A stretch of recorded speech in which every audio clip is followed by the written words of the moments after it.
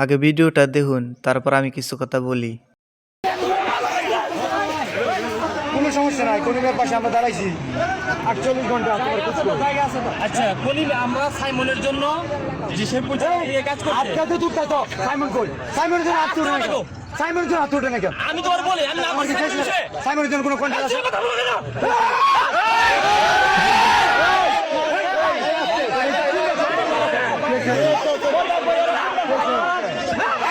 শিখাবে